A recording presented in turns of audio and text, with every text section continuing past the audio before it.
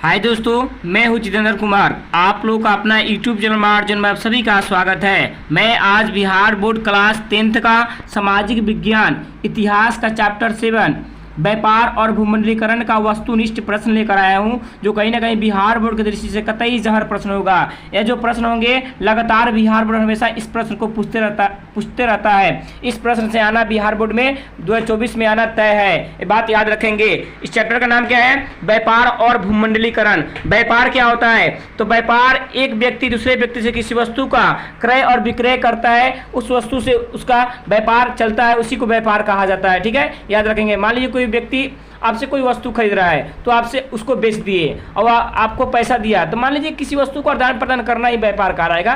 सीधी सी बात है। भूमंडलीकरण क्या होता है? तो भूमंडलीकरण शब्द का प्रयोग सर्वप्रथम विलियम जोन्स के द्वारा 1990 में किया गया था। याद रखेंगे। भूमंडलीकरण किस दशक में आया था? तो 1990 के दशक में आया था। भूमंडलीकरण क्या है? तो भूमंडलीकरण को ही वैश्वीकरण भी कहा जाता है।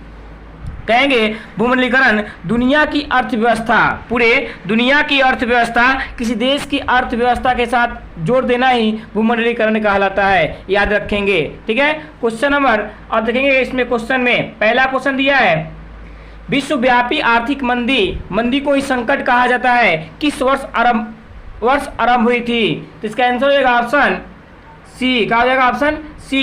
1929 में आरंभ हुई थी और 1933 तक बनी रही थी। जब विश्वव्यापी आर्थिक मंदी अमेरिका में आया था, तो पूरे अमेरिका के कई देशों को, कई शहरों को पूरा तहस नहस कर दिया गया था। पूरे यूरोपीय देश की स्थिति दयनीय हो गई थी। पूरे देश को बनाए रखने के लिए अमेरिका ने फिर से एक्शन लिया और एक्शन के मुताबिक वहां पे बड़ी बड़ी कंपनियों की स्थापना की। उस स्थापना से कई देशों को अपने तरफ से पैसा देकर उस देशों को रोजगार किया।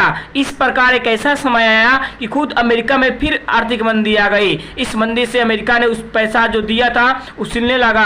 इस प्रकार वहां की स्थिति और जर्जर हो गई थी। याद रखेंगे। ठीक है। क्वेश्चन नंबर दूसरा है, एशिया और यूरोप के बीच कौन प्राचीन स्थल व्यापारिक मार्ग है? तो ऑप्शन बी हो जाएगा रेशम मार्ग। क्या हो जाएगा? रेशम मार्ग। क्वेश्चन नंबर 3 है, द्वितीय महायुद्ध के बाद यूरोप में कौन सी संस्था का उदय आर्थिक दुष्प्रभावों के समाप्त करने के लिए हुआ था? तो इसका आंसर होगा ऑप्शन डी, यूरोपीय संघ का। क्या होगा? यूरोपीय संघ का। याद रखेंगे। यूरोपीय संघ में कई देश भाग लिए थे यूरोप के। क्वेश्चन नंबर 4 है, विश्व व्यापार संगठन का मुख्यालय कहाँ है? तो इसका आंसर हो जाएगा ऑप्शन ए, जेनेवा में है। कहाँ है? जेनेवा में। और विश्व व्यापार संगठन का स्थापना कब हुआ था? 1 जनवरी 1995 में हुआ था, जिसको इंग्लिश में WTO कहा जाता है, वर्ल्ड ट्रेड ऑर्गेनाइजेशन। ठीक है। क्वेश्चन नंबर 5 है, विश्व व्यापार संगठन की स्थापना किस वर्ष हुई थी? कतई जहर प्रश्न होगा। तो इसका आंसर होगा ऑप्शन डी, 1 जनवरी 1995 में इसकी स्थापना हुआ था WTO का, जिसका मुख्यालय कहाँ है? तो जिनेवा में है।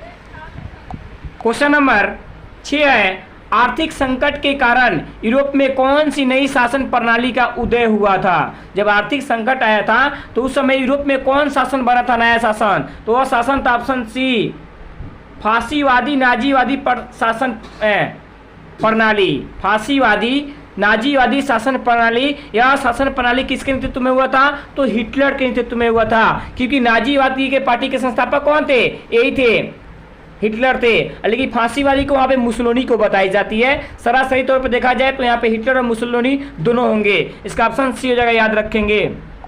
क्वेश्चन नंबर 7 है, आधुनिक युग में अर्थव्यवस्था के क्षेत्र में होने वाली सबसे बड़ी क्रांति क्या थी?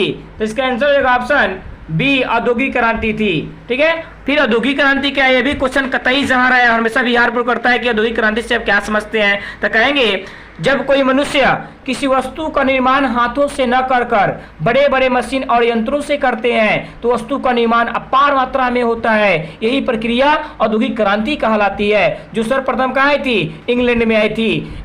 ठीक है। याद रखेंगे। इसको आने से अपार मात्रा में वस्तु का निर्माण हुआ था और आई थी तो बड़े बड़े मशीन और यंत्रों को लेकर आई थी। क्वेश्चन नंबर 8 देखेंगे, भूमंडलीकरण की शुरुआत किस दशक में हुआ था? तो इसका आंसर रहेगा ऑप्शन ए 1990 के दशक में हुआ था। कब हुआ था? 1990 के दशक में। भूमंडलीकरण क्या है? तो भूमंडलीकरण एक ऐसी प्रक्रिया है जिसमें दुनिया की अर्थव्यवस्था किसी देश की अर्थव्यवस्था के साथ जोड़ देना ही भूमंडलीकरण कहलाता है। ठीक है।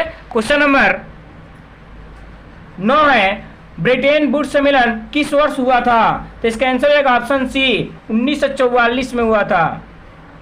किस वर्ष हुआ था? तो 1944 में ब्रिटेन वुड्स सम्मेलन हुआ था, याद रखेंगे। क्वेश्चन नंबर 10 है, गिरमिटिया मजदूर किसे कहा जाता है? तो ऑप्शन ए हो जाएगा, अनुबंधित मजदूर को गिरमिटिया मजदूर कहा जाता है। गिरमिटिया मजदूर होता क्या है? तो आप सुने होंगे कि औपनिवेशिक देशों के ऐसे श्रमिक जिन्हें एक निश्चित समझौता के द्वारा निश्चित समय के लिए शासित क्षेत्रों में लेकर जाया जाता था और उनसे गन्ना की खेती और चाय की खेती, रबर की खेती करवाया जाता था और उनको समय पर पैसा नहीं दिया जाता था और उनके साथ दुर्व्यवहार भी किया जाता था। इस प्रकार मजदूर को गिरमिटिया मजदूर कहा गया। देखा जाए तो यह गिरमिटिया मजदूर बिहार के पश्चिमी क्षेत्र से सबसे ज्यादा भेजे जाते थे। वो कहाँ भेजे जाते थे? तो मॉरिशस, मतलब विदेशी देशों में, मॉरिशस, इंडोनेशिया, मलेशिया, ये सब देश में इसको भेजा जाता था। वहाँ पे इनके साथ गलत व्यवहार भी किया जाता था और इनको वहाँ से आने के लिए पैसा नहीं होता था और वो लोग नहीं आ पा रहे थे।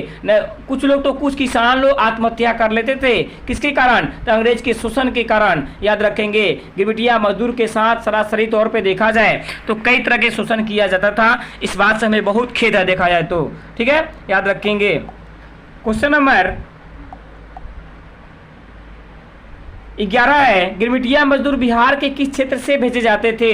तो ऑप्शन बी हो जाएगा, पश्चिमी क्षेत्र से। किस क्षेत्र से? पश्चिमी क्षेत्र से भेजे जाते थे, याद रखेंगे।